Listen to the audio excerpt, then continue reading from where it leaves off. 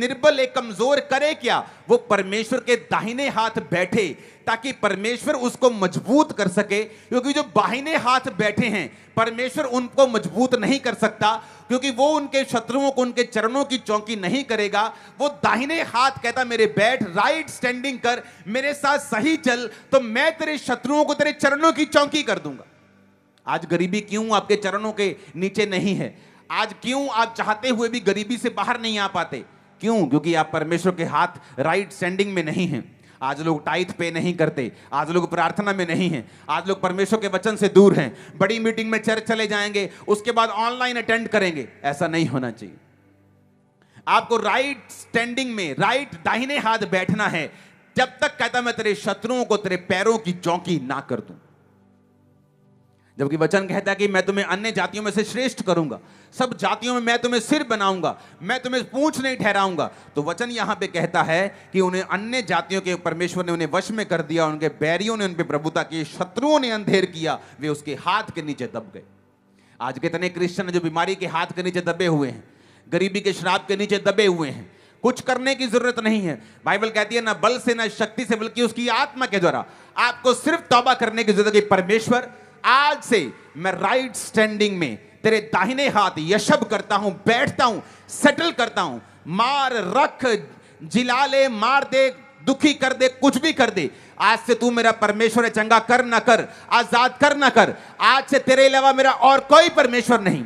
देखो क्या होता है, देखो 3 साल में क्या होता है, देखो 7 साल में क्या होता है, देखो 15 साल में कैसे सिचुएशंस आपकी पूरी फैमिली की, जनरेशन की वो चेंज करके रख देता है। पहले हफ्ते में वो आपको चिन्ह दिखाना शुरू कर देता है, आपको बनाना फिर शुरू करता है। साल दर साल आप ऊपर की ओर जाते हैं, शत्रुओं को पांव की वो चौकी करता है। जैसे मैं आपके शत्रुओं को आपके पांव की चौकी बनता हुआ देख रहा हूं। आमीन। मेरे को खड़कने वाला चाहिए शैतान के कानों के बीच में। हालेलुया। उसका वचन बहुत गहरा है।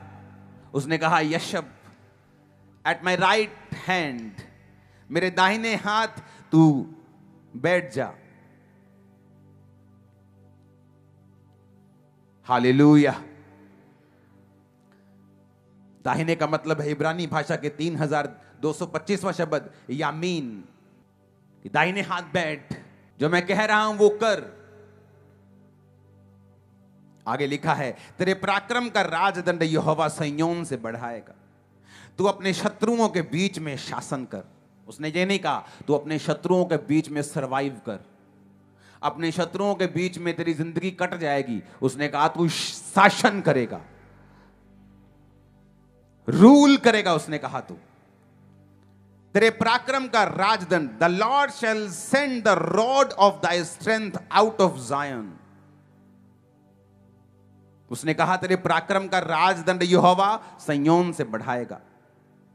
हिंदी में थोड़ा सा ट्रांसलेशन में परफेक्शन नहीं होती, इसलिए मैं इब्रानी भाषा आपके साथ लेकर बैठता हूं और इंग्लिश लेके बैठता हूं, पंजाबी लेके बैठता हूं, ताकि हम सारी भाषाओं को पढ़ के उसका निचोड़ निकाल सकें। The Lord shall send the rod of the strength. उसने कहा वो तुम्हारी जो स्ट्रेंथ वाली रॉड है ना, स्टाफ, लाठी, तुम्हारी ताकत की लाठी। मूसा के पास वो लाठी थी कि नहीं थी?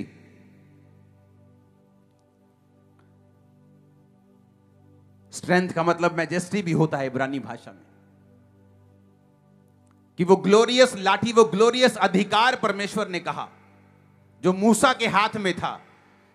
वो लाठी परमेश्वर ने कहा समुद्र के सामने कर, वो 2 भाग हो जाएगा। परमेश्वर कहता वो अधिकार भी तुझे देगा, शैतान के ऊपर, बीमारियों के ऊपर, परिस्थितियों के ऊपर। तुम प्रार्थना करोगे, लोगों के दिमाग चेंज हो जाएं अधिकारों के साथ। तुम प्रार्थना करोगे, वो रास्ते खोल देगा।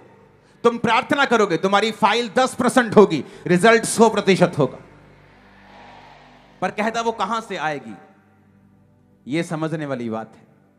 ये लोग भूल जाते हैं। परमेश्वर ने कहा तेरा जो राजदंड होगा वो सिय्योन से आएगा। The Lord shall send the rod of thy strength out of Zion, कि जो तुम्हारी स्ट्रेंथ की रॉड